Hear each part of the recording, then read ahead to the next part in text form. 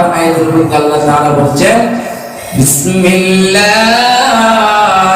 রহমানির রহিম সুবহানাল্লাযী আসরা বি'আবদিহি লাইলান মিনাল মাসজিদিল হারাম ইলাল মাসজিদিল আকসাল্লাযী إلى المسجد الأقصى الذي باركنا حوله لنريه من آياتنا إنه هو السميع البصير الله رب العالمين বলেন মহান পবিত্র সেই সত্তা যে মহান আল্লাহ পাক রব্বুল আলামিন তার বান্দা মুহাম্মদ সাল্লাল্লাহু আলাইহি ওয়াসাল্লামকে মসজিদ আরাম থেকে মসজিদ আকসা পর্যন্ত ভ্রমণ করিয়েছেন। আল্লাহ পাক রব্বুল আলামিন বলেন আমি তার চারপাশে বরকত দান করেছি যেন আমি আমার বন্ধু মুহাম্মদ সাল্লাল্লাহু আলাইহি ওয়াসাল্লামকে কিছু নিদর্শন দেখাইতে পারি। আল্লাহ তাআলা কি বলছেন?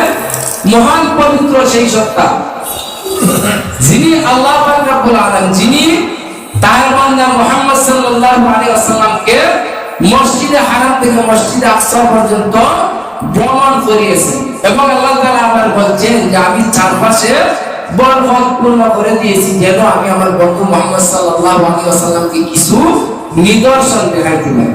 কে বলছেন? আল্লাহ পাক রব্বুল আলামিন বলছেন। ফেরা হাজিরিন রজব মাস 26 দিবাগত রাত 27 রজবের রাত যখন উপস্থিত হইল আল্লাহ পাক রব্বুল আলামিন জিবরাইল আলাইহিস সালাতু ওয়াস সালামকে বললেন ও জিবরাইল বেহেশতের ফেরেশতাদেরকে বলো বেহেশতে সাজাইতে এবং দুজকের ফেরেশতাদেরকে বলো দুজকের আগুন নিভিয়ে দিতে আজ রাতের জন্য আমি আল্লাহ তাআলা কবরের আযাব মাফ করে দিলাম। তারপর আল্লাহ পাক রব্বুল আলামিন বলেন ও জিবরাইল বেহেশতের দিকে একটা বুরাক নাও ওই বুরাকটা নিয়ে আমার বন্ধু মুহাম্মদ সাল্লাল্লাহু আলাইহি ওয়াসাল্লামের বাড়ির মধ্যে উপস্থিত হয়ে যাও। বেহেশতে যাও, বেহেশতের দিকে একটা বুরাক নাও ওই বুরাকটা নিয়ে আমার বন্ধু মুহাম্মদ সাল্লাল্লাহু আলাইহি ওয়াসাল্লামের বাড়ির মধ্যে উপস্থিত হয়ে যাও। প্রিয়রা হাজিরিন ওইদিকে মেরাজ সম্পর্কে আল্লাহর হাবিব নবী মুহাম্মদুর রাসূলুল্লাহ সাল্লাল্লাহু আলাইহি ওয়াসাল্লাম বলেন 26 দিবাগত রাত 27 মেরাজের রাত 27 রাত আমি উম্মে হানির ঘরে শোয়া ছিলাম। এমন সময় দেখতেছি আমার ঘরের যে ছাদ আছে আমার ঘরের ছাদ উন্মুক্ত করে দেওয়া হয়েছে। আমার ঘরের ছাদ উন্মুক্ত করে দেওয়া হলো। আমার ঘরে ছাদে দিয়া জিবরাইল আলাইহিস সালাতু ওয়াস সালাম আমার ঘরে প্রবেশ করলেন। কোন দিকে প্রবেশ করলেন? ঘরের ছাদ দিয়া, দরজা দিয়ে না। ঘরের ছাদ দিয়া দরজা সময় তো ঘরের দরজা দিয়ে প্রবেশ করবে, কিন্তু মেরাজ শরীফের দায়িত্ব ঘরের ছাদ উন্মুক্ত করে দেওয়া হয়েছে, মানে আপনাকে ঘরের ছাদ পার ঠিক আছে গা। আর ঘরের ছাদ যখন আসছে ওই ছাদ দিয়ে জিবরাইল আলাইহিস সালাতু ওয়াস সালাম ঘরের ভিতর প্রবেশ করছে। এখানে রহস্য আছে, এখানে রহস্য আছে। এটা বুঝাইতেছে যে আল্লাহ রাসূলকে আল্লাহ তাআলা উপরের দিকে উঠাইবেন। যাক এটা হলো অন্য আলোচনা। বেরা হাজির জিবরাইল আলাইহিস সালাতু ওয়াস সালাম ঘরের ভিতর প্রবেশ করলেন। ঘরের ভিতর প্রবেশ করিয়া আল্লাহর হাবিব সাল্লাল্লাহু আলাইহি ওয়াসাল্লামকে সালাম জানাইলেন। আসসালাতু ওয়াসসালামু আলাইকা ইয়া রাসূলুল্লাহ, আসসালাতু ওয়াসসালামু আলাইকা ইয়া হাবিবাল্লাহ, আসসালাতু ওয়াসসালামু আলাইকা ইয়া শাফিআল মুসলিমিন, আসসালাতু ওয়াসসালামু আলাইকা ইয়া রাহমাতাল লিল আলামিন। নবী মুহাম্মদ সাল্লাল্লাহু আলাইহি ওয়াসাল্লাম আজকে রাত্র বিশ্রামের সময় না, আজকে রাত্র কি বিশ্রামের সময়। আল্লাহ পাক রব্বুল আলামিন আপনার সঙ্গে সাক্ষাতের জন্য অপেক্ষায় রয়েছেন। আল্লাহ পাক রব্বুল আলামিন আমি জিবরাইলকে পাঠাইছে আল্লাহ তাআলার দরবারে আপনাকে নিয়ে যাইতে। আর বিশ্রাম করেন না, ঘুম থেকে উঠুন। কিতাবের মধ্যে বর্ণিত আছে আল্লাহ রাসূল সাল্লাল্লাহু আলাইহি ওয়াসাল্লাম না ঘুমোছিলেন না সজাগ ছিলেন, এমন অবস্থায় উনি উম্মে হানির ঘরে শোয়া ছিলেন। প্রিয়রা হাজিরিন আল্লাহর হাবিব সাল্লাল্লাহু আলাইহি ওয়াসাল্লাম বলেন, জিবরাইল আলাইহিস সালাতু ওয়াস সালাম আমাকে ডাক দিলেন, আমাকে নিয়ে গেলেন জমজম কূপের কিনারে নিয়ে গেলেন। জমজম কূপের কিনারে নিয়ে আমাকে কুদরতি অপারেশন করলেন, আমার সিনা সাক করলেন। আল্লাহর হাবিব সাল্লাল্লাহু আলাইহি ওয়াসাল্লামের সর্বমোট 4 বার সিনা সাক হয়েছিল। কয়বার? 4 বার আল্লাহ রাসূলের সিনা সাক হয়েছিল, কুদরতি অপারেশন হয়েছিল। কুদরতি অপারেশন কি? আল্লাহর হাবিব সাল্লাল্লাহু আলাইহি ওয়াসাল্লাম বলেন, জিবরাইল আলাইহিস সালাতু ওয়াস সালাম আমার বুকটা 2 ভাগ করলেন। সুবহানাল্লাহ। বুকটা কি করলেন? 2 ভাগ করলেন। জিবরাইল আমিন আমার বুকটা 2 ভাগ করলেন। আমার বুকটা 2 ভাগ করে আমার বুকের ভিতর থেকে যে হৃৎপিণ্ড আছে, আমার বুকের ভিতরের অঙ্গ প্রত্যঙ্গ সব বাহির করলেন। আমার বুকের ভিতরের অঙ্গ প্রত্যঙ্গ সব বাহির করে জিবরাইল আলাইহিস সালাতু ওয়াস সালাম জমজমের পবিত্র পানি দ্বারা দৌত করলেন। জমজমের পবিত্র পানি দ্বারা দৌত করলেন। বেহেশতের দিকে একটা স্বর্ণের পেলি আনা হলো। ওই স্বর্ণের পেলিদের মধ্যে আমার বুকের অঙ্গ প্রত্যঙ্গ রেখে দিলেন। আমার পুনরায় আমার বুকের ভিতর রাখলেন। আমার বুকের ভিতর রাখার সাথে সাথে আমার বুকটা আমার পুনরায় জোড়া লেগে গেল। এটা হলো আপনার রাসূলুল্লাহ সাল্লাল্লাহু আলাইহি ওয়াসাল্লামের কুদরতি অপারেশন। কোনো দাগ না, কোনো ব্যথা না, যা আল্লাহ তাআলার পক্ষ থেকে একটা কুদরত। প্যারা হাজিরে তারপর জিবরাইল আলাইহিস সালাতু ওয়াস সালাম বললেন, ইয়া রাসূলুল্লাহ, এই যে দেখেন বেহেশত থেকে বুরাক পাঠাইছেন। আল্লাহর হাবিব সাল্লাল্লাহু আলাইহি ওয়াসাল্লাম বলেন যে আমি বুরাকের দিকে তাকাইয়া দেখলাম খচ্চরের সাইতে ছোট, কাটার সাইতে কিছু বড়, সাদা দবদবে একটা প্রাণী।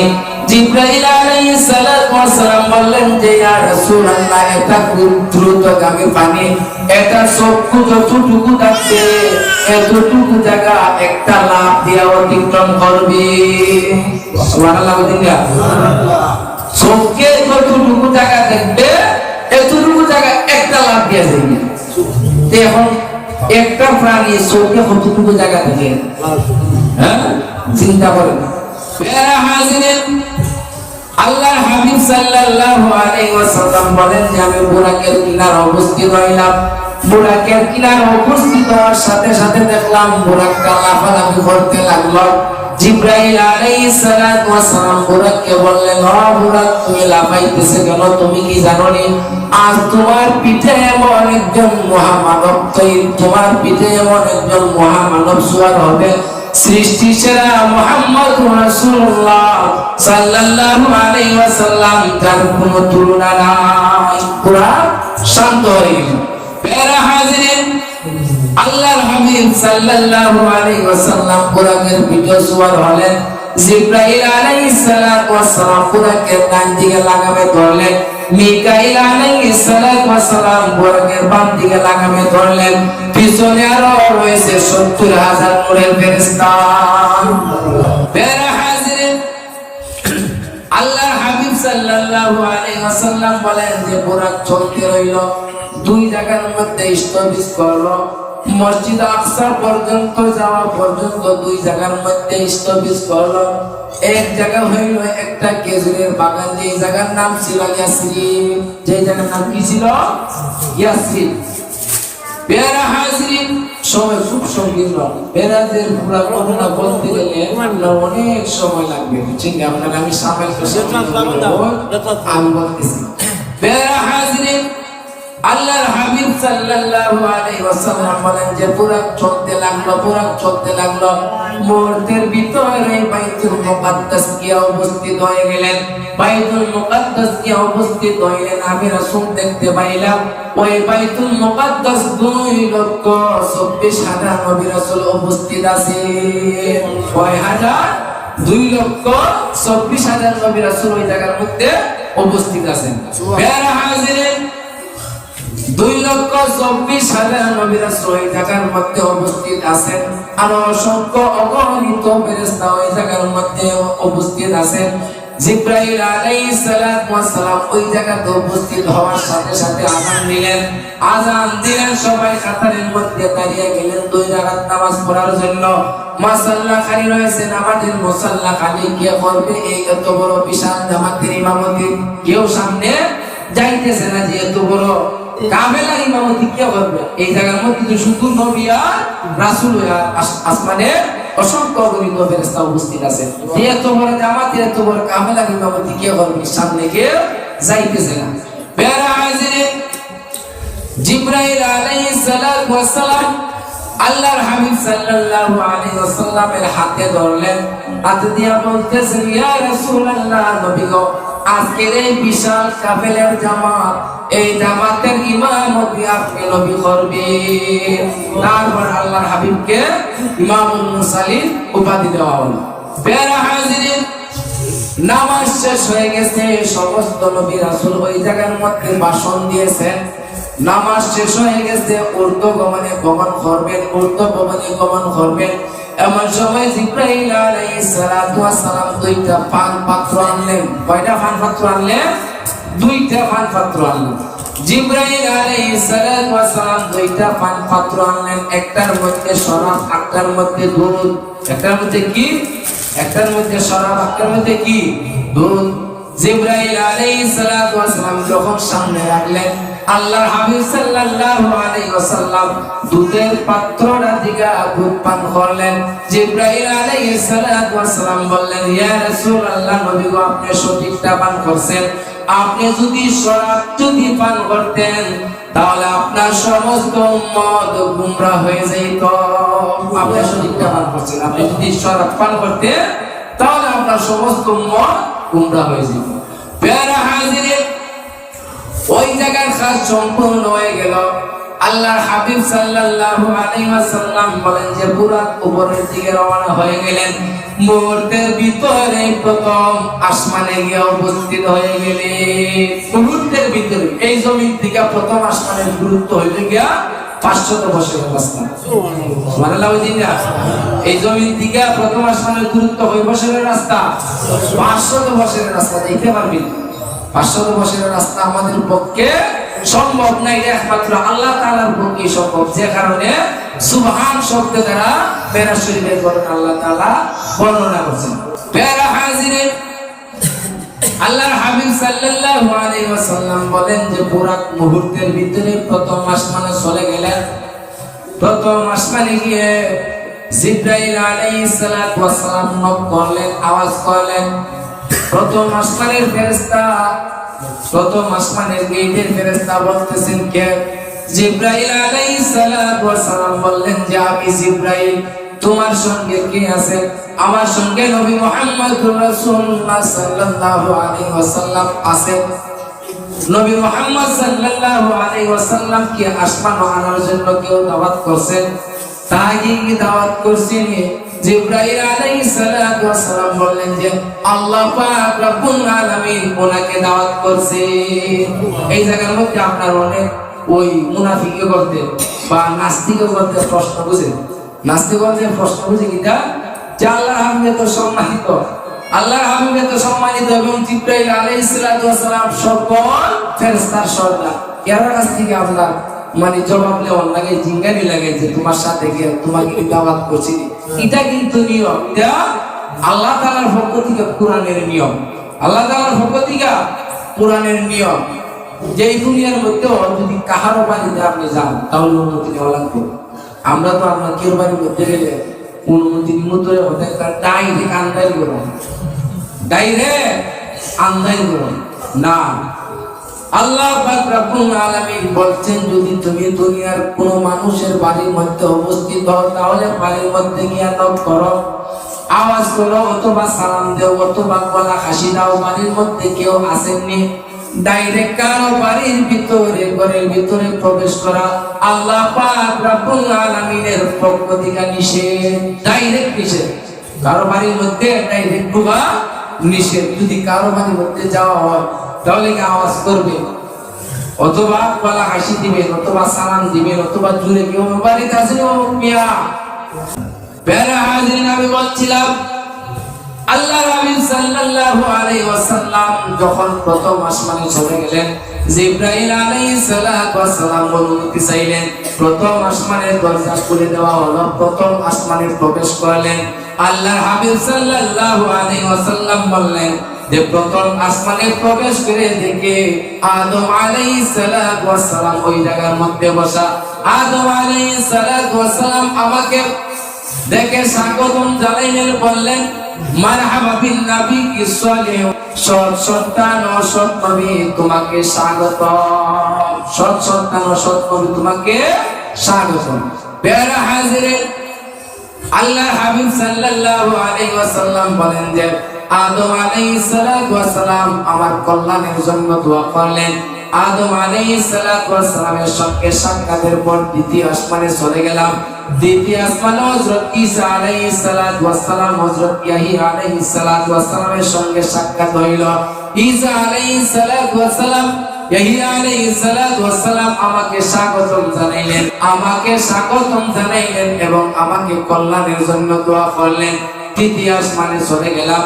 তৃতীয় আসমানে গিয়ে দেখতেছি যে আমার ভাই ইউসুফ আলাইহিস সালাতু ওয়াস সালাম যেন পূর্ণিমার চাঁদের মতন ঝলমল করতেছে। তৃতীয় আসমানে কার সঙ্গে সাক্ষাৎ হইল? হযরত ইউসুফ আলাইহিস সালাতু ওয়াস সালামের সঙ্গে। আল্লাহর হাবিব সাল্লাল্লাহু আলাইহি ওয়াসাল্লাম বলেন যে আমি দেখতে পাইলাম আমার ভাই ইউসুফ পূর্ণিমার চাঁদের মতো ঝলমল করতেছে। প্যারা হাজিরিন, আল্লাহর হাবিব সাল্লাল্লাহু আলাইহি ওয়াসাল্লাম বললেন যে আমি দেখতে পাইলাম আমার ভাই ইউসুফকে আল্লাহ পাক রব্বুল আলামিন পৃথিবীর অর্ধেক সৌন্দর্য দিয়া তৈরি করেছে।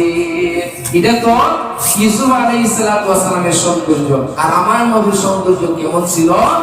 আমার নবীর সৌন্দর্য সম্পর্কে হযরত আয়েশা সিদ্দিকা রাদিয়াল্লাহু তাআলা আনহা বলেন, ও দুনিয়ার মানুষ, মিশরের মেয়েরা ইউসুফ আলাইহিস সালাতু ওয়াস সালামকে দেখে তাদের হাত কর্তন করছিলেন, তাদের হাতের আঙ্গুল কর্তন করছিলেন।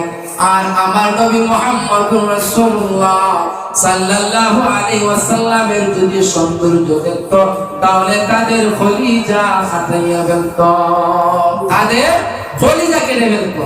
আমার নবীর সৌন্দর্য ছিল এমন। প্যারা হাজিরিন, আল্লাহ রাসূল সাল্লাল্লাহু আলাইহি ওয়াসাল্লাম বলেন যে আমার ভাই ইউসুফের সঙ্গে আমার সাক্ষাৎ হইল।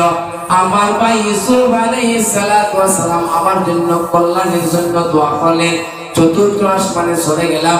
চতুর্থ আসমানে গিয়ে দেখতেছি ওই জায়গার মধ্যে হযরত ইদ্রিস আলাইহিস সালাতু ওয়াস সালামের সঙ্গে সাক্ষাৎ হইল। আমি আমার ভাই ইদ্রিস আলাইহিস সালাতু ওয়াস সালামকে বললাম, আল্লাহ পাক রব্বুল আলামিন আপনাকে যথেষ্ট সম্মানের অধিকারী করেছেন। আপনাকে আল্লাহ পাক রব্বুল আলামিন জীবিত অবস্থায় আসমানের মধ্যে উঠাইয়া আছেন। প্যারা হাজিরিন, ইদ্রিস আলাইহিস সালাতু ওয়াস সালাম আমার জন্য কল্যাণের জন্য দোয়া করলেন, আমাকে স্বাগতম জানাইলেন। আমি পঞ্চম আসমানে চলে গেলাম। পঞ্চম আসমানে গিয়ে হযরত হারুন আলাইহিস সালাতু ওয়াস সালামের সঙ্গে সাক্ষাৎ হইল। হারুন আলাইহিস সালাতু ওয়াস সালাম আমার জন্য কল্যাণের জন্য দোয়া করলেন, আমাকে স্বাগতম জানাইলেন। পঞ্চম আসমান পাড়ি দিয়া ষষ্ঠম আসমানে চলে গেলাম। ষষ্ঠম আসমানে গিয়ে হযরত মূসা আলাইহিস সালাতু ওয়াস সালামের সঙ্গে সাক্ষাৎ হইল। মূসা আলাইহিস সালাতু ওয়াস সালাম আমাকে স্বাগতম জানাইলেন, মারহাবা বিন নবী কি সালেহ ওয়াল ইবন, আমাকে স্বাগতম জানাইলেন, আমার জন্য কল্যাণের জন্য দোয়া করলেন। সপ্তম আকাশ পাড়ি দিয়ে সপ্তম আকাশ, ষষ্ঠ আকাশ পাড়ি দিলাম। ষষ্ঠ আকাশ পাড়ি দিয়ে সপ্তম আকাশে প্রবেশ করলাম। সপ্তম আকাশে প্রবেশ করে দেখতেছি ওই জায়গার মধ্যে হযরত ইব্রাহিম আলাইহিস সালাতু ওয়াস সালাম বাইতুল মামুরের দেওয়ালের মধ্যে ফিট লাগাইয়া বসা আছে। আমি নবী মুহাম্মদুর রাসূলুল্লাহ সাল্লাল্লাহু আলাইহি ওয়াসাল্লামকে দেখলেন, আমাকে স্বাগতম জানাইলেন, আমাকে আমার জন্য কল্যাণের জন্য দোয়া করলেন। এবং আমি নবী মুহাম্মদুর রাসূলুল্লাহ সাল্লাল্লাহু আলাইহি ওয়াসাল্লাম ওই বাইতুল মামুরে 2 রাকাত নফল নামাজ পড়লাম। বাইতুল মামুর বর্তমান যে মক্কা শরীফ আছে, এই মক্কা শরীফের একবারে বরাবর, সোজা বরাবর মক্কা শরীফ হইল পৃথিবীর মধ্যপ্রান্ত। মক্কা শরীফ কোন জায়গা? পৃথিবীর মধ্য প্রান্ত একবারে মাঝ বরাবর। এই পৃথিবীর মধ্য প্রান্ত থেকে একবারে সোজা বরাবর 7 আসমানের উপরে বাইতুল মামুর। এই বাইতুল মামুর প্রতিদিন 70,000 ফেরেশতায় তওয়াফ করতেছে। কয় হাজার ফেরেশতা? 70,000 ফেরেশতা। বেরা হাজিরে আল্লাহর হাবিব বলেন ওই বাইতুল মামুর প্রতিদিন 70,000 ফেরেশতা তওয়াফ করতেছে। আল্লাহর হাবিব নবীজি সাল্লাল্লাহু আলাইহি ওয়াসাল্লাম বলেন যে ওই 70,000 ফেরেশতাদের প্রতিদিন তওয়াফ করতেছে। আজকে যে ফেরেশতা তওয়াফ করলো ওই ফেরেশতা কিয়ামত পর্যন্ত আর সময় পাবে না। আজকে যে ফেরেশতা গুলো বাইতুল মামুর তওয়াফ করছে ওই ফেরেশতা কিয়ামতের আগ পর্যন্ত আর সময় পাবে না। আল্লাহ পাক রব্বুল আলামিন কত ফেরেশতাদের তৈরি করে রাখছেন। বেরা হাজিরে হযরত ইব্রাহিম আলাইহিস সালাতু ওয়াস সালাম আমার জন্য কল্যাণের জন্য দোয়া করলেন। শেষ পর্যন্ত ইব্রাহিম আলাইহিস সালাতু ওয়াস সালাম বললেন ও নবী মুহাম্মদুর রাসূলুল্লাহ সাল্লাল্লাহু আলাইহি ওয়াসাল্লাম আপনার উম্মতদেরকে বলবেন পৃথিবীতে যেন বেশি বেশি করিয়া সুবহানাল্লাহ আলহামদুলিল্লাহ আল্লাহু আকবার তিলাওয়াত করতে। সুবহানাল্লাহ বলেন না? আপনার উম্মতদেরকে বলবেন পৃথিবীতে যেন তারা বেশি বেশি করিয়া সুবহানাল্লাহ আলহামদুলিল্লাহ ওয়া লা ইলাহা ইল্লাল্লাহু আল্লাহু আকবার অথবা আল্লাহু আকবার এই তিনটা তাসবিহ দুনিয়ার মধ্যে বেশি বেশি করে তেলাওয়াত করতে। প্যারা হাজির কিসের জন্য?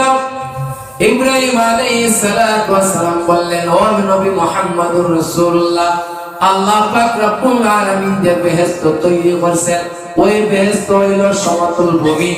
আপনার উম্মতরা যদি দুনিয়ার মধ্যে সুবহানাল্লাহ একবার তিলাওয়াত করেন সঙ্গে সঙ্গে আল্লাহ পাক রব্বুল আলামিন ওই সুবহানাল্লাহর বিনিময়ে বেহেশতের মধ্যে একটা গাছ তৈরি কইরা দিবে। আর ওই গাছটা এত বড় হবে হাদিস শরীফের মধ্যে বর্ণিত আছে ওই গাছের যে ছায়া আছে ওই গাছের ছায়া অতিক্রম করতে একটা ঘোড়সওয়ারির 100 বছর সময় লাগবে। 100 বছর 100 বছর সময় লাগবে এত বড় গাছ, মানে এই গাছটার ছায়া অতিক্রম করতে। সুবহানাল্লাহ বলে লাভ না লস? আমরা কি সুবহানাল্লাহ বলতাম চাই না? আমরা কি সুবহানাল্লাহ বলতাম চাই না? ইয়া হাজিরিন, তো যাই হোক ইব্রাহিম আলাইহিস সালাতু ওয়াস সালামের আল্লাহর হাবিব সাল্লাল্লাহু আলাইহি ওয়াসাল্লাম বলেন একটা বর্ণনায় আছে যে নবী সাল্লাল্লাহু আলাইহি ওয়াসাল্লাম বলেন যখন আমি সপ্তম আকাশে উঠলাম সপ্তম আকাশে উঠিয়া দেখতেছি ইব্রাহিম আলাইহিস সালাতু ওয়াস সালাম এক জায়গার মধ্যে বসা আছে এবং ওনার সামনে কিছু বালক বালিকা বসা অবস্থায় রয়েছে। উনি দেখতেছি এক জায়গার মধ্যে বসা আছে ওনার সামনে বালক বালিকারা বসা অবস্থায় রয়েছে। বেরা হাজির ওই বালক বালিকারা কারা? কিতাবের মধ্যে বর্ণিত আছে দুনিয়ার মধ্যে যে মানুষের নাবালক সন্তানরা দুনিয়ার মধ্যে মারা যায় ওই নাবালক সন্তানদেরকে আল্লাহ পাক রব্বুল আলামিন ওই জায়গার মধ্যে রেখে দিয়েছে। দুনিয়ার মধ্যে যেই নাবালক সন্তানেরা মারা যায় ওই নাবালক সন্তানদেরকে আল্লাহ তাআলা ওই জায়গার মধ্যে রেখে দিয়েছেন পিতামাতা নাজাতের জরিয়া হিসেবে। পিতামাতা নাজাতের জরিয়া হিসেবে তারা খুবই ভাগ্যবান। দুনিয়ার মধ্যে তারা খুবই ভাগ্যবান যাদের ছোট ছেলে মেয়েরা মারা গিয়েছে। দুনিয়ার মধ্যে যদি নেককার না হইতে পারে, কোন ইবাদত বন্দেগী না করতে পারে, তাহলে আল্লাহ পাক রব্বুল আলামিন ওই নাবালক শিশু যে মারা গেছে, গর্ভ অবস্থায় মারা গেছে, মা বোনদের গর্ভ অবস্থায় যে সন্তানেরা মারা গেছে, অথবা প্রসবের পরে যে সন্তানেরা মারা গেছে, অথবা এক কথায় নাবালক অবস্থায় যে সন্তানেরা মারা গেছে, তাদেরকে উসিলা করে আল্লাহ পাক রব্বুল আলামিন মাই বাবারে মাফ করে তাদেরকে জান্নাত দান করতে পারে। তারা বড় ভাগ্যবান। বেরা হাজিরে আল্লাহর হাবিব সাল্লাল্লাহু আলাইহি ওয়াসাল্লাম বলেন যে 7 আসমান পাড়ি দিলাম, 7 আসমান পাড়ি দিয়ে সিদরাতুল মুনতাহায় গিয়ে উপস্থিত হইলাম। 7 আসমান পাড়ি দিলাম, সিদরাতুল মুনতাহায় উপস্থিত হইলাম। সিদরাতুল মুনতাহা মানে সিদরা মানে কুল, মুনতাহা মানে শেরগড়া, আসমানের শেরগড়া। সিদরাতুল মুনতাহা মানে আসমানের শেরগড়া। ওই জায়গার মধ্যে আর যাওয়ার কারো ক্ষমতা নাই। প্যারা হাজির, আল্লাহর হাবিব সাল্লাল্লাহু আলাইহি ওয়াসাল্লাম বলেন, সিদরাতুল মুনতাহায় দেখলাম একটা কুল গাছ, বড়ই গাছ। ওই বড়ই গাছটা এত বড় এবং ওই বড়ই গাছটার যে পাতা আছে, ওই বড়ই গাছটার এত বড় পাতা, দুনিয়ার যে হাতি আছে না, হাতির খানের সময় না একটা পাতা। আর যে ওই বড়ই গাছটার মাঝে যে বড়ই আছে, ওই বড়ই হইল দুনিয়ার মক্কার সমান। এই বড়ই গাছটার পাতা হাতির খানের সময় না, আর বড়ই গাছের যে বড়ই আছে না, এই বড়ই দুনিয়ার একটা মক্কার সমান। বেরা হাজির, আল্লাহর হাবিব আরো ফরমান যে বড়ই গাছটার যে রং আছে, ওই বড়ই গাছটার রং কিছুক্ষণ পরে পরে পরিবর্তন হইতেছে। যাই হোক প্যারা হাজিরিন, আল্লাহর হাবিব সাল্লাল্লাহু আলাইহি ওয়াসাল্লাম বলেন যে সিদরাতুল মুনতাহা উপস্থিত হইলাম। ওই জায়গার মধ্যে রফরফ নামক একটা সুয়ারি, রফরফ নামক একটা সিংহাসন আমার সামনে উপস্থিত করা হইল। জিবরাইল আলাইহিস সালাতু ওয়াস সালাম বললেন যে ইয়া রাসূলুল্লাহ, নবী গো, এটার মধ্যে আপনি সওয়ার হয়ে যান। আল্লাহর হাবিব সাল্লাল্লাহু আলাইহি ওয়াসাল্লাম সিংহাসনের মধ্যে উঠলেন। জিবরাইল আলাইহিস সালাতু ওয়াস সালাম পিছনের দিকে ফিরাইতেছেন। আল্লাহর হাবিব বলতেছেন, ও জিবরাইল, তুমি পিছন দিয়ে কেন যাইতেছো? জিবরাইল আলাইহিস সালাতু ওয়াস সালাম বললেন যে ইয়া রাসূলুল্লাহ, আমি জিবরাইলের আর ক্ষমতা নাই সামনের দিকে যাইবার। আমি জিবরাইল যদি সামনের দিকে অগ্রসর হই, তাহলে আল্লাহ পাক রব্বুল আলামিনের নূরের তাসাল্লিতে আমি জিবরাইল জ্বলে পুড়ে সারকার হয়ে যাইব। আমার আর ক্ষমতা নাই। বেরা হাজির, লক্ষ্য করুন, জিবরাইল আলাইহিস সালাতু ওয়াস সালাম নূরের তৈরি। কিসের তৈরি? নূরের তৈরি। জিবরাইল আলাইহিস সালাতু ওয়াস সালাম বললেন যে আমি জিবরাইল সামনের দিকে অগ্রসর হইলে আল্লাহ পাক রব্বুল আলামিনের নূরের তাজাল্লিতে জ্বলে পুড়ে সারকার হয়ে যাব। কিন্তু ওই জায়গার মধ্যে আল্লাহর হাবিব সাল্লাল্লাহু আলাইহি ওয়াসাল্লাম অতিক্রম করছিলেন। আল্লাহ পাক রব্বুল আলামিন আল্লাহর হাবিবকে কেমন নূর দিয়া তৈরি করছিলেন। আমরা তো দুনিয়ার মধ্যে বলি, এই যে আল্লাহ রাসূল আমাদের মতো নূর, রক্ত মাংস করা। নাউজুবিল্লাহ বলেন, আমাদের মতো নূর, রক্ত মাংস করা। তবে আল্লাহর হাবিবকে বাশার হিসাবে আমাদের ঘোষণা করতে হবে। উনিও মানুষ, কিন্তু আমাদের মতো সাধারণ মানুষ না। আমাদের মতো সাধারণ মানুষ না, আমাদের মতো সাধারণ মানুষ ওই জায়গায় অতিক্রম করতে পারতেন।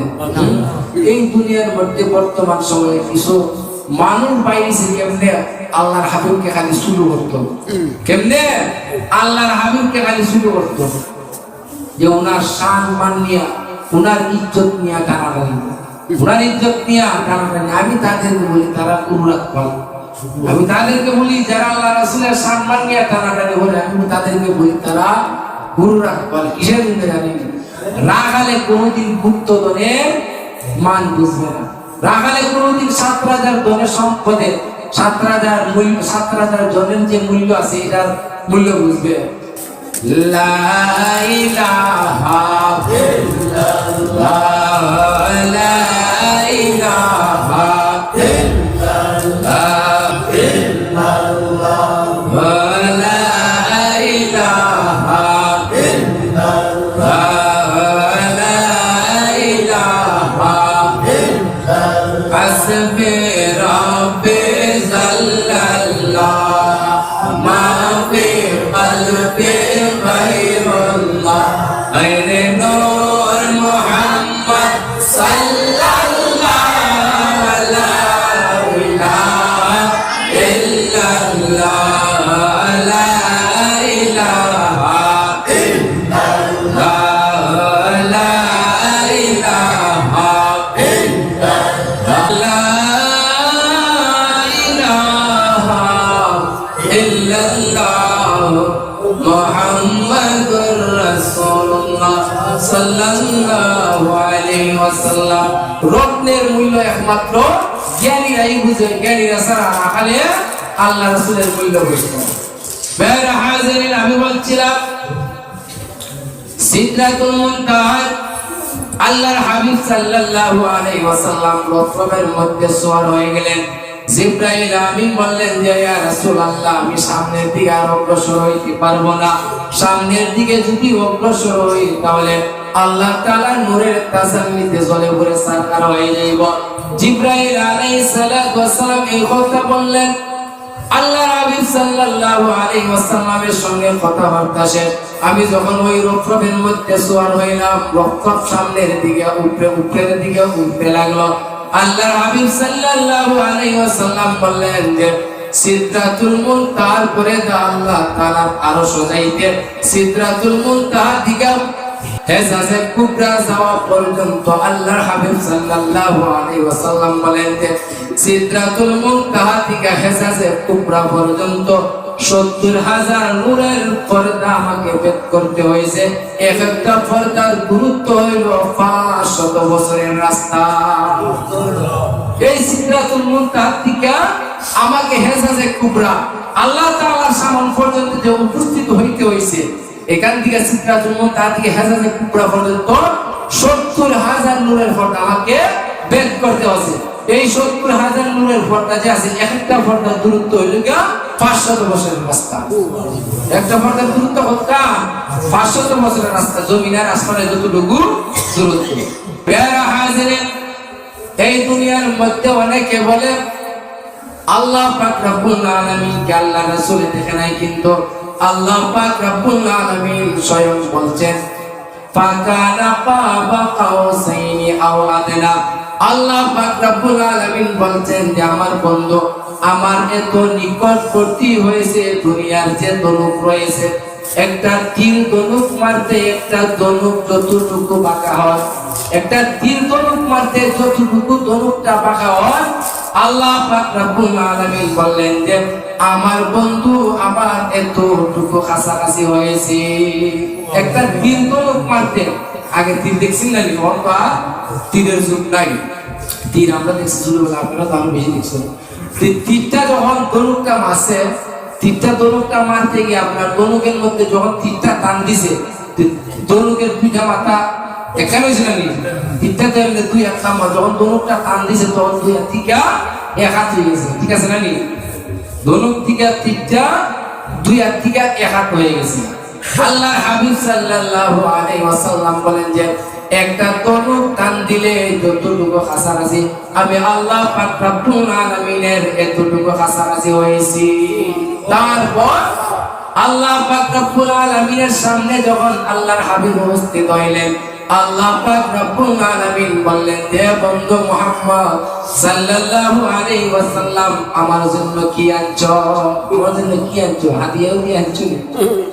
এই জন্যই মানে দুনিয়ার কারো বাড়িতে গেলে হাদিয়া নেওয়া লাগে। হাদিয়া মানে কারো বাড়িতে বেড়ানি গেছে, আল্লাহ হাবিব আল্লাহর দরবারও বেড়ানি গিয়েছিল, কোনো কারো বাড়িতে বেড়ানি গেলাম খাইলে হাতে যাই না, একটা বিস্কুটের বেগুনি গা নিয়ে ঘনে খাই না, একবারে খাইলে এত আর খাইলে হাতে যায়, মনে মনে ভাবি যে বের বাড়িতে গেছে খাইলে হাতে যাই বলে নিতে নিতে মানে তিতাও গেছি, আগেও আগে জানা, এইভাবে খাইলে হাতে যাই না। একটা বিস্কুটের বেগুনি আপনার নেওয়া লাগে, এটা হইলে আল্লাহ এবং রাসূলের সুন্নাহ। আল্লাহ পাক রব্বুল আলামিন বললেন যে বন্ধু মুহাম্মদ আমার জন্য কি আনছো? আল্লাহর হাবিব সাল্লাল্লাহু আলাইহি ওয়াসাল্লাম বলছেন আত-তাহিয়াতু লিল্লাহি ওয়াস-সালাওয়াতু ওয়াত-তাইয়্যিবাত। আল্লাহর হাবিব সাল্লাল্লাহু আলাইহি ওয়াসাল্লাম বললেন যে রব্বুল আলামিন আমার মুখের ইবাদত, আমার শরীরের ইবাদত, আমার জান ও আমার উম্মতের জান ও মাল আপনি আল্লাহ তাআলার জন্য হাদিয়া হিসাবে আনছি। কি জিনিসটা দিবেন? কি জিনিসটা এনে দিবেন? তো বলতেছে আমার মুখের ইবাদত, আমার শরীরের ইবাদত, আমার জান, আমার উম্মতের জান এবং মাল আপনি আল্লাহ তাআলার জন্য হাদিয়া আনছি। আমাদের যে জান মাল আছে না, আমরা তো বড়াই বলি আমার শরীরে তো শক্তি আছে, এটা দুঃখ আইয়া শক্তি হচ্ছে, আমি বলছি না, হ্যাঁ আমি তো বড়াই বলি না, এটা আল্লাহ তাআলা কিনে দিয়েছে।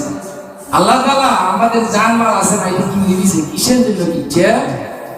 আল্লাহ পাক রব্বুল আলামিন কুরআনুল কারীমের মধ্যে বলছেন ইন্নাল্লাহা আশতারা মিনাল মুমিনিনা আনফুসাহুম বিআন্না লাহুমুল জান্নাহ। আল্লাহ পাক রব্বুল আলামিন বলছেন যে নিশ্চয় আমি মুমিনদের জান ও মাল বেহেশতের বিনিময়ে কিনে নিয়েছি। মুমিনদের জান ও মাল আল্লাহ তাআলা বেহেশতের বিনিময়ে কিনে দিয়েছে। তো যারাই বলে এরা আমার জান মাল বেহেশতের বিনিময়ে কিনে এরা তো পাপ করতেছে, এরা তো গুনাহ যে করতেছে, যে গুনাহ বাসিত করতেই বলা কাফেররা বেটা কি গাইতেছে নাকি? হ্যাঁ, এরা যদি না হয়, এরা যদি না হয়, এরা দাবি কিছুটা হলে বাস্তব আছে, কারণ এরা জান মাল আল্লাহ তাআলা বেহেশতের বিনিময়ে, কাফেররা কি বেহেশতে যেতে পারবে না? কাফেররা বেহেশতে যাইতে পারতো না, এরা বলে এরা তা মানে এরা কিন্তু ঠিক আছে নাকি? প্যারা হাজির আল্লাহর হাবিব বললেন, ও রব্বুল আলামিন, আমার মুখের ইবাদত, আমার শরীরের ইবাদত, আমার জান, আমার মাল, আমার উম্মতের জান, আমার উম্মতের মাল আপনি আল্লাহ তাআলার জন্য হাদিয়া হিসাবে আনছেন। আল্লাহ পাক রব্বুল আলামিন খুশি হয়ে গেলেন। আল্লাহ পাক রব্বুল আলামিন বলছেন যে আসসালামু আলাইকা আইয়ুহান নাবিয়্যু ওয়া রাহমাতুল্লাহি ওয়া বারাকাতুহু। আল্লাহ পাক রব্বুল আলামিন স্বয়ং আল্লাহর হাবিবকে সালাম দিয়েছেন, ও নবী, আমি আল্লাহ তাআলার পক্ষ থেকে তুমি নবীর উপর রহমত বর্ষিত, আমি আল্লাহ তাআলার পক্ষ থেকে তোমার উপর রহমত বর্ষিত। এটা কিন্তু প্রথম আল্লাহ তাআলা এককভাবে আল্লাহর হাবিবকে দিয়েছেন। আমরা দুনিয়ার মধ্যে সালাম আদান প্রদান করি না। আমি দুনিয়ার মধ্যে আপনারা ভাইসি সামনে, আপনারা ভাইসি আসসালামু আলাইকুম ওয়া রাহমাতুল্লাহি একলা ভাইসি, আপনি তো এখানে একলা হয়ে আছেন। তা আপনার জন্য আমি এককভাবে কি করছি যে আল্লাহ তাআলা আপনার উপর শান্তি বর্ষিত করুন। আপনি উত্তর দিয়েছেন যে ওয়া আলাইকুমুস সালাম ওয়া রাহমাতুল্লাহি ওয়া বারাকাতুহু, তোমার উপর আল্লাহ তাআলার পক্ষ থেকে শান্তি বর্ষিত। সালামের আদান প্রদান আমাদের দেশে শেষ হয়ে গেছে না, সালামের আদান প্রদান আমাদের দেশে শেষ না। সালাম মানে সালাম সবদিক থাকবে, এটা আল্লাহ তাআলার পক্ষ থেকে একটা নিয়ামত, আল্লাহ রাসূলের একটা সুন্নাত। সালাম দিলে কি হয়? আল্লাহর হাবিব সাল্লাল্লাহু আলাইহি ওয়াসাল্লাম বলেন, যে ব্যক্তি একটা সালাম দিল আসসালামু আলাইকুম ওয়া রাহমাতুল্লাহ, আল্লাহর হাবিব সাল্লাল্লাহু আলাইহি ওয়াসাল্লাম বলেন, যে ব্যক্তি বলল আসসালামু আলাইকুম, আল্লাহ পাক রব্বুল আলামিন তার আমলনামার মধ্যে 10টা নেকি দান করবেন। যে ব্যক্তি বলল আসসালামু আলাইকুম ওয়া রাহমাতুল্লাহ, আল্লাহর হাবিব সাল্লাল্লাহু আলাইহি ওয়াসাল্লাম বলেন যে ওই ব্যক্তির আমলনামার মধ্যে আল্লাহ পাক রব্বুল আলামিন 20টা নেকি দান করবেন। যে ব্যক্তি বলল আসসালামু আলাইকুম ওয়া রাহমাতুল্লাহি ওয়া বারাকাতুহু, আল্লাহ পাক রব্বুল আলামিন তার আমলনামার মধ্যে 30টা নেকি দান করবে। এটা কোনো কষ্ট লাগে, এটা শুধু মুখ দিয়ে খালি বললেই হবে। তারপর আল্লাহর হাবিব বলছেন যে সালাম যদি আদান প্রদান করা হয়, তাহলে আপনার সঙ্গে অমুকে যে ব্যক্তির শত্রুতা মনে করছেন, ওই যে ব্যক্তির সালাম দিবে ওই ব্যক্তির সাথে আপনার কোনোদিন শত্রুতা থাকবে না। সালাম আদান প্রদান করবেন। তা আল্লাহ পাক রব্বুল আলামিন আল্লাহর হাবিবকে একা সালাম দিলেন যে আসসালামু আলাইকা আইয়ুহান নবী ওয়া রাহমাতুল্লাহি ওয়া বারাকাতুহু। আল্লাহর হাবিব সাল্লাল্লাহু আলাইহি ওয়াসাল্লাম কিন্তু তখন উম্মতের কথা চিন্তা করছেন, তখন আল্লাহর হাবিব উম্মতের কথা চিন্তা করে আল্লাহর হাবিব সাল্লাল্লাহু আলাইহি ওয়াসাল্লাম বলছিলেন দুআ আসসালামু আলাইনা ওয়া আলা ইবাদিল্লাহিস সালিহিন। আল্লাহর হাবিব উম্মতের কথা চিন্তা করে বলতেছেন যে আমি নবীর উপর এবং যে আমার নেককার উম্মতগণ আছে ওই নেককার গণের উপর আল্লাহ তাআলার পক্ষ থেকে অসংখ্য রহমত বর্ষিত। আমি নবীর উপর রহমত বর্ষিত এবং আমার যে নেককার উম্মতগণ আছে তাদের উপর অনেক রহমত বর্ষিত হোক। উনি তো ইচ্ছা করলে এটা না হতে পারতেন, কারণ সরাসরি যখন আত-তাহিয়াতু লিল্লাহি ওয়াস-সালাওয়াতু ওয়াত-তাইয়্যিবাতু, আল্লাহ তাআলা বলছেন যে আসসালামু আলাইকা আইয়ুহান নাবিয়্যু ওয়া রাহমাতুল্লাহি ওয়া বারাকাতুহু। আল্লাহ রাসূল আসসালামু আলাইনা ওয়া আলা ইবাদিল্লাহিস সালিহিন না বললেও কিন্তু পারতেন, কিন্তু উম্মতের কথা চিন্তা করে আল্লাহ রাসূল আসসালামু আলাইনা ওয়া আলা ইবাদিল্লাহিস সালিহিন লাগাইছিলেন। আর আমরা উম্মতরা দাড়ি নামাজ দিছি, নামাজ তো নাইও, প্রতি সপ্তাহে 2বার দাড়ি মাঝে হয়েছে কি এই লেগে উম্মতে কারবা। প্যারা হাজিরিন, তুই বন্ধুর আলোচনা অনেক হয়েছে। দুই বন্ধুর আলোচনা অনেক হয়েছে, নিরালায় বসে অনেক আলোচনা হয়েছে। আলোচনার শেষ প্রান্তে আলোচনার সারমর্ম হইল, আলোচনার সারমর্ম হইল আল্লাহ পাক রব্বুল আলামিন বলছেন, ও নবী মুহাম্মদুর রাসূলুল্লাহ সাল্লাল্লাহু আলাইহি ওয়াসাল্লাম, আপনার উম্মতদেরকে আমি যে তৈরি করছিলাম, আপনার উম্মত যাদেরকে আমি তৈরি করছিলাম, আপনার উম্মতের জন্য আমি 50 ওয়াক্ত নামাজ নির্ধারিত করছিলাম। কয় ওয়াক্ত নামাজ? 50 ওয়াক্ত নামাজ। যাই হোক, অনেক লম্বা কাহিনী সময় অতিবাহিত হইতেছে, কিন্তু মানে সময় ওভার হয়ে যাবে, কিন্তু কথা বলা শেষ হবে না। আল্লাহ তাআলা বলতেছেন, আপনার উম্মতের জন্য আমি 50 ওয়াক্ত নামাজ নির্ধারিত করছিলাম। আল্লাহর হাবিব সাল্লাল্লাহু আলাইহি ওয়াসাল্লাম 5 ওয়াক্ত করে কমাইতে আল্লাহর হাবিব সাল্লাল্লাহু আলাইহি ওয়াসাল্লাম কে বলছেন, যে বন্ধু মুহাম্মদ সাল্লাল্লাহু আলাইহি ওয়াসাল্লাম, যাও তোমার উম্মতের জন্য দৈনিক 5 ওয়াক্ত নামাজ আমি নির্ধারিত করিয়া দিলাম। তবে তোমার উম্মত যে উম্মত দৈনিক 5 ওয়াক্ত নামাজ আদায় করবে, আমি আল্লাহ পাক রব্বুল আলামিন তার আমলনামার মধ্যে 50 ওয়াক্ত নামাজের সওয়াব দান করব। আর আমি আল্লাহ তাআলা জবান দিয়ে হয়ে গেছি, এটা বলবো হয়ে গেছে, এটা হয়তো হবে না। তো আমাদের জন্য কয় ওয়াক্ত নামাজ নিয়েছে? 5 ওয়াক্ত। আল্লাহর হাবিব সাল্লাল্লাহু আলাইহি ওয়াসাল্লাম মেরাজ শরীফ থেকে জমিনের মধ্যে নেমে আসলেন। আল্লাহর হাবিব সাল্লাল্লাহু আলাইহি ওয়াসাল্লাম বলেন, যে আমি যখন জমিনে আসলাম, আসিয়া দেখতেছি আমি যে কুজুর পানি দিয়ে পুজো করে গেছিলাম, আসিয়া দেখতেছি যে কুজুর পানি এখনো গড়গড়াইয়া পড়তেছে। আমি যে কম্বলের নিচে শুয়েছিলাম, আসিয়া দেখতেছি যে কম্বলের নিচে এখনো উষ্ণ গরম রয়েছে। আমি যে শিকলটা খুলছিলাম, আসিয়া দেখতেছি যে এই শিকলটা এই মুহূর্তে এখনো পর্যন্ত নড়তেছে। আমি যে কম্বলের নিচে ঘুমাইছিলাম, এই কম্বলটা আসিয়া দেখতেছি এখনো উষ্ণ গরম রয়েছে। যে শিকলটা খুলছিলাম, এই শিকলটা আসিয়া দেখতেছি এখনো নড়তেছে। যে উজুর পানি দিয়ে আমি উজু হইতে গেছিলাম, এখনো দেখতেছি মানে এই উজুর পানি গড়গড়াইয়া পড়তেছে।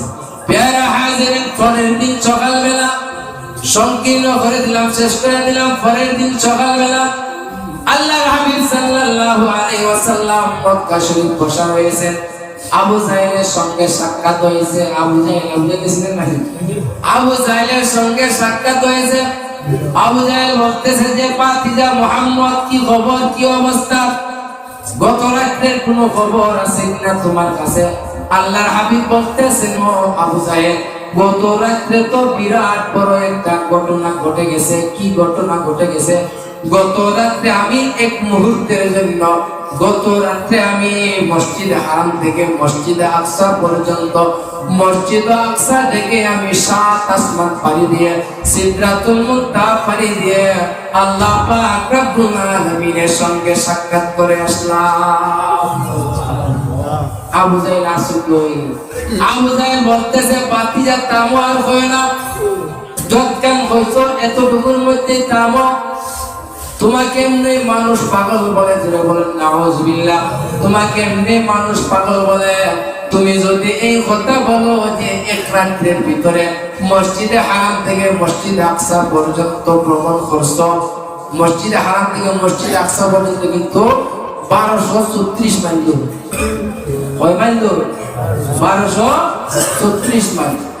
আপনার অনেক দূর, 1236 মাইল দূর জানি, অনেক দূর। তারপরে একটা ভিতরে, এটা কি সম্ভব? সম্ভব না। যে না আল্লাহ তাআলা সুবহান শব্দ আগে লাগাইছে। বেরা হাজির আবু জাহেল বলতেছে, আর বলিও না, মসজিদে হারাম থেকে মসজিদে আকসা পর্যন্ত 1236 মাইল দূর। এত দূর তুমি এক রাতের ভিতরে মসজিদ আকসা থেকে 7 আসমান পাড়ি দিছো।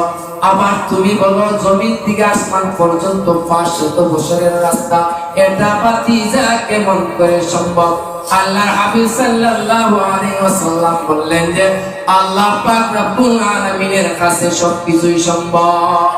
আল্লাহর কাছে সবকিছু সম্ভব। আবু জাহেল ডাকে ঢুকে বলে, আবু জাহেল ডাকে ঢুকে সবাই তারপরে জোরে তাড়াতাড়ি দাও। তখন মুহাম্মদ সাল্লাল্লাহু আলাইহি ওয়াসাল্লাম কি বলতেছে রাত্রের ভিতরে মসজিদ আকসা গেছে, আবার মসজিদ আকসাতে সাত আসমান পাড়ি দিয়া সিদরাতুল মুনতাহা পর্যন্ত গেছে। এটা কি কোনোদিন সম্ভব নেই? আর দুঃখের বিষয় কি জানেন? কাফেররা তো টিটকারি মস্কারি করছে। তখন কিছু মুসলমান ছিল যারা মানে কলিমা পড়ে মুসলমান হয়েছে, আল্লাহর হাবিবের এই কথা শুনে তারা আবার বিধর্মী হয়ে গেছে। বলুন নাউজুবিল্লাহ। আল্লাহর হাবিবের এই কথা শুনে তারা তখন বিধর্মী হয়ে গেছে। 550 এটা কি সম্ভব নেই? না, এটা কি সম্ভব নেই যে এক রাতের ভিতরে মসজিদে হারাম থেকে মসজিদে আকসা বা ভিতরে 7 আসমান পাড়ি দিয়ে? যেটা সম্ভব না। আবার এটা মুসলমান থেকে এটা নাস্তিক মুরতাদ হয়ে গেছে, বিধর্মী হয়ে গেছে। নাউজুবিল্লাহ।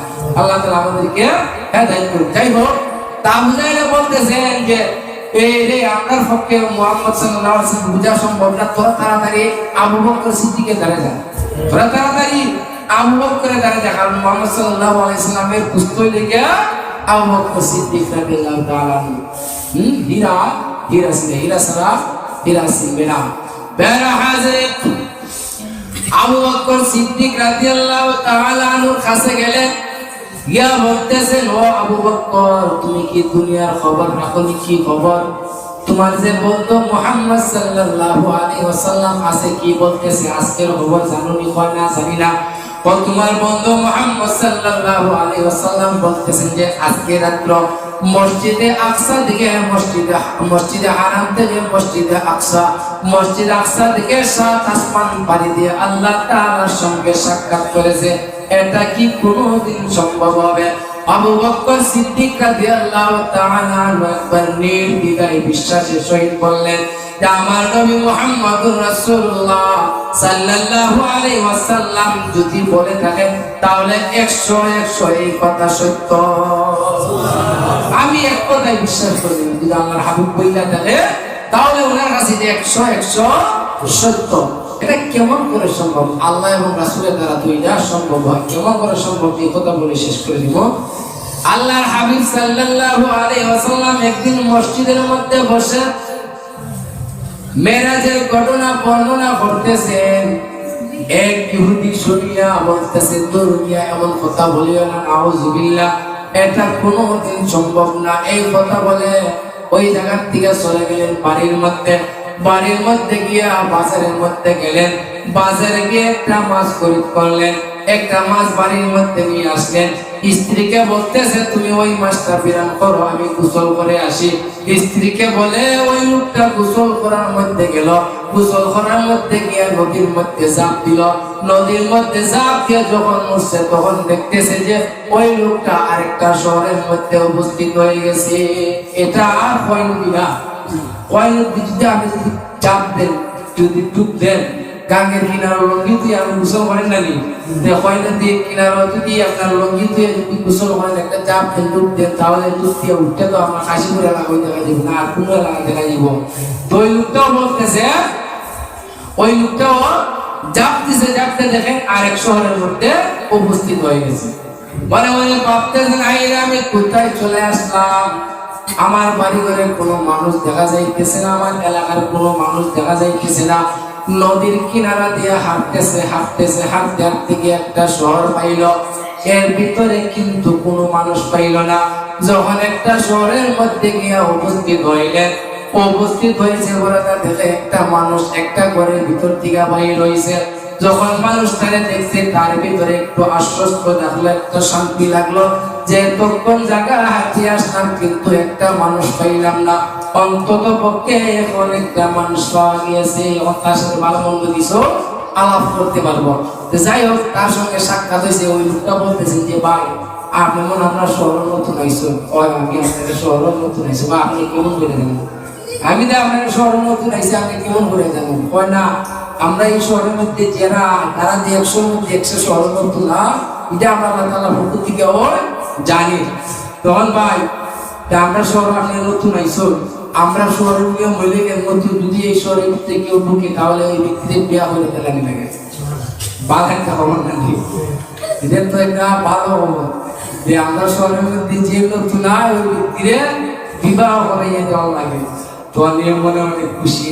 আমার মনে ভাবে আমি তো বিয়া করিস, আমার তো বাচ্চা আছে, আমি যদি জানে আমার মারেনি তলে মনে মনে ভাবতেছে যে আমি তো বিয়া করছি পারি তো এটা কোন শহরের মধ্যে আইছি এ তো আর জানতো না আমি না হইলে তোমার মনে ভাবতেছি যে পারি তো বিয়া একটা হইলে আইছি কোনো আরেকটা হইলে কি মনে মনে খুব খুশি।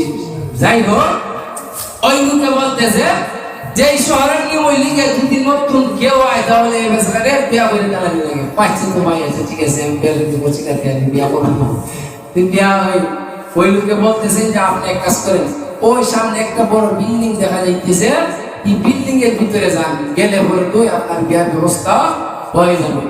আর আমি মনে করেন আপনার কাছ থেকে বিদায় নেব যদি আপনার কোনো কাজের প্রয়োজন লাগে তাহলে আমার আপনার স্মরণ হইলে আমি আমার আপনার স্মরণ করলে আমার সাথে আপনি সাক্ষাৎ দিব। যদি আপনার কোনো কাজের প্রয়োজন করে কথা লক্ষ্য করেন যদি আপনার কোনো কাজের প্রয়োজন করে আমার স্মরণ করবেন আমার স্মরণ করলে আমার আপনি পাইবেন। প্যারা হাজির ওই লোকটা বিল্ডিং এর ভিতর প্রবেশ করলেন। বিল্ডিং এর ভিতরে প্রবেশ করিয়া দেখতেছেন যে সুন্দর একজন নারী দেখা যাইতেছে।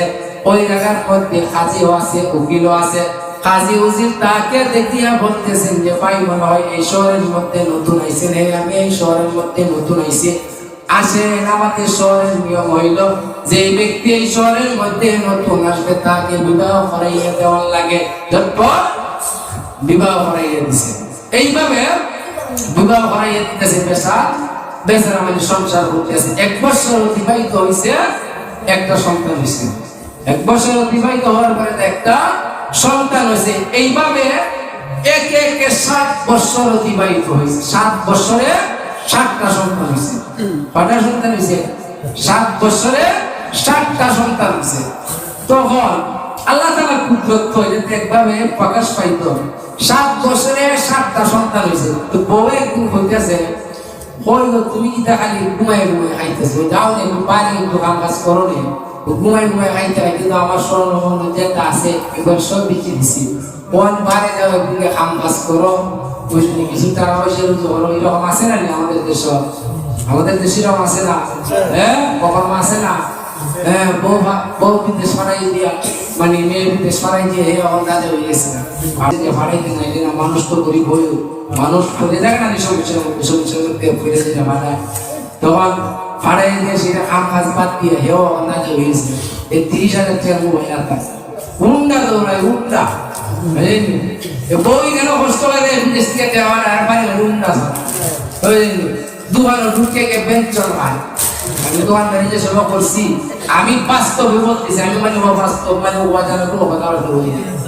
কত বড় নির্লজ্জ চিন্তা করেন আর বই কত কষ্ট হইলে টাকা পাঠায় হ্যাঁ কত কষ্ট হইলে মেয়েদের টাকা পাঠাইছি এটা হে জানি নিজেও বিদেশ থেকে প্রবাসীরা যে কষ্ট বিদেশ এটা প্রবাসী জানার একমাত্র আল্লাহ তাআলাই জানে এটা একমাত্র হে জানে আল্লাহ তাআলাই জানে। যাই হোক এরকম বইয়া বইয়া খাইতেছে আপনি কিন্তু টিকা লেগেছে না হ্যাঁ টিকা লেগে গেলে পাতে লাগবে অঙ্কাতা দিতে যাও অঙ্কাতা দিতে লাগেও অঙ্কাতা দিতে লাগবে এটাকে বলবো বেড়া হাজিরিন তো হে বইয়া মিয়া কি করতেছে 7 বছর অতিবাহিত করছে এটা কিতাবের কথা বলতেছে বানাইলে কোনো কথা না আমার কাছে আসি কিতাব বহুত অভাব নেই 7 বছর বইয়া বইয়া যখন অতিবাহিত হয়েছে বড় হইতেছে বই যাও নেই একটু কাম কাজ করো নে বুঝিন পুরুষি হইলে লিয়াও কোন করছে কিনা হেরো বেচারা ঘুষা উঠতেছে এরকম ঘুষা উঠে না ঘুষা উঠতেছে বাইরে বসাতে রাখতে গাইয়া বাইরে এসে মনে মনে চিন্তা করে এটা আমার অচিনা শহর কোন জায়গার মধ্যে আমি খাবো যাই কোনার মধ্যে খাবো যাই আমি তো শহরের ফল খাচ্ছি 7 বছর কাছে ঘরের মধ্যে বইয়া বইয়া খাইছি তখন ওই যে শহরে প্রথম প্রবেশ করছিলেন বন্ধু লাগা হয়েছিল না বন্ধুদের হয়েছিল যে যদি কোনো দরকার লাগে কাম কাজের প্রয়োজন পড়ে আমার কাছে তুমি আইও বেরা হাজির বন্ধুর কথা স্মরণ হয়ে গেছে। বন্ধুর কথা যখন স্মরণ হয়ে গেছে বন্ধুকে স্মরণ করলো রাস্তা দিয়ে হাঁটতে লাগলো বন্ধু সাক্ষাৎ পেয়ে গেল বন্ধু বলতেছে রে বন্ধু তোমার মনে হয় কাজের প্রয়োজন হে বন্ধু আমার কাজের প্রয়োজন তোমার যদি কাজের প্রয়োজন পড়ে তাহলে ওই সমুদ্রের মধ্যে তুমি ঝাঁপ দাও। ওই লোকটা হলো কি বন্ধুর কথা মতে সমুদ্রের মধ্যে ঝাঁপ দিছে সমুদ্রের মধ্যে ঝাঁপ দিয়ে যখন উঠছে তখন দেখতেছে ওই বাড়ির মধ্যে আবার উপস্থিত হয়ে গেছে। সমুদ্রের মধ্যে যখন ঝাঁপ দিছে, ঝাঁপ দিয়ে উঠলেন, উঠিয়া দেখতেছেন যে কাশীপুরের নদী দেখা যাইতেছে। যেই নদীর মধ্যে ঝাঁপ দিছিলেন, ঝাঁপ দিয়েছিল ওই 7 বছর কাটাই যাইছে। আবার যখন বন্ধু হয়েছে ঝাঁপ দিছে, ঝাঁপ দিয়ে উঠছে সেটা দেখো কাশীপুরে কুয়াই নদী দেখা যাইতেছে। তখন মানে তাড়াতাড়ি উঠছে সেটা দেখে লঙ্গিও জায়গা দিয়ে আছে। তাড়াতাড়ি উঠছে সেটা দেখে লঙ্গিও জায়গা দিয়ে আছে। লঙ্গি হাতের মধ্যে নিলেন, নিয়ে বাড়ির মধ্যে চলে গেলেন। বাড়ির মধ্যে গিয়া বউরে বলতেছেন যে আমার বাচ্চা কাচ্চা, কি বাচ্চা কাচ্চা? আমার আরেকটা বউ, কি বউ? আমার বাচ্চা কাচ্চা, আমার 7 বছরের 7টা বাচ্চা হয়েছে। যে আমার এই বউ, কি বলতেছে এই বউ? আমার 7টা বাচ্চা, কি বলতেছে 7টা বাচ্চা? হ্যাঁ, তোমার তো বউ, আমি ওই যে তোমার ছেলে মেয়ে আছে কিনা? না, আমি আরেকটা বিয়ে করছি, 7টা বাচ্চা হয়েছে। এরা বল বেড়া হাজির। এইভাবে যখন চিল্লা করতে লাগলো, বউয়ে তার আশেপাশের লোকদেরকে ডাকতে লাগলেন। আশেপাশের লোকদের ডাকতেছে, আমার জামাই এমন ভূতে তুলে নিছে, তোমরা তাড়াতাড়ি আও। এই রকম কথাবার্তা বলি তো বই ভূতে করছে, কইব না নি? কইব। বেড়া হাজিরে ওই লোক তারা বুঝতে বাকি রইল না। জামা গা দিলেন, জামা গা দিয়া যে জায়গার মধ্যে আল্লাহর হাবিব সাল্লাল্লাহু আলাইহি ওয়াসাল্লাম বসিয়া মেরাজের ঘটনা বর্ণনা করছিলেন, ওই মসজিদের মধ্যে চলে গেলেন। ওই মসজিদের মধ্যে গিয়া দেখতেছেন যে আল্লাহর হাবিব সাল্লাল্লাহু আলাইহি ওয়াসাল্লাম এখনো মেরাজ শরীফের ঘটনা বর্ণনা করতেছি।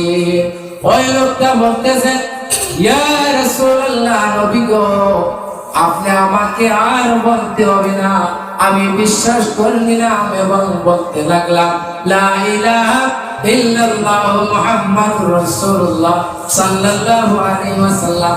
আপনি যে মেরাজের ঘটনা বর্ণনা করছেন, ওই ঘটনাটা আমার এক মুহূর্তে 7 বছর অতিবাহিত হয়ে গেছে, বিয়া হচ্ছে, 7টা ছেলে মেয়ে হয়ে গেছে। হ্যাঁ, এটা যদি আমার বেলায় হইতে পারে, এটা তো আল্লাহ এবং রাসূলের বেলা, এটা তো আর কোনো সন্দেহ নাই।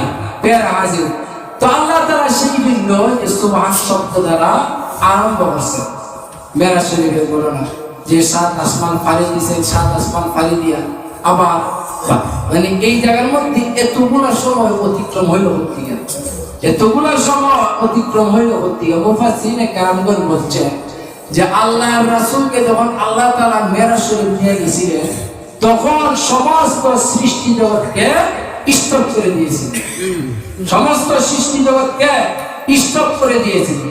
আল্লাহ তাআলা চন্দ্রকে বলছিলেন চন্দ্র, সূর্যকে বলছিলেন সূর্য, আরো কোটি কোটি যে নক্ষত্রগুলো আছে তাদেরকে আল্লাহ তাআলা বলছিলেন, তোমরা যে যে জায়গার মধ্যে আছো ওই জায়গার মধ্যে তোমরা স্টপ হয়ে যাও। যে জায়গার মধ্যে আছে, যেই জায়গার মধ্যে আছে ওই জায়গার মধ্যে স্টপ হয়ে যাও, অর্থাৎ ফুল স্টপ, আর কোনো চলাচল নাই। তখন আল্লাহ রাসূলকে নিয়ে গেছিলেন, ওই জায়গার মধ্যে একটু হাজার হাজার বছর অতিবাহিত হয়েছিলেন।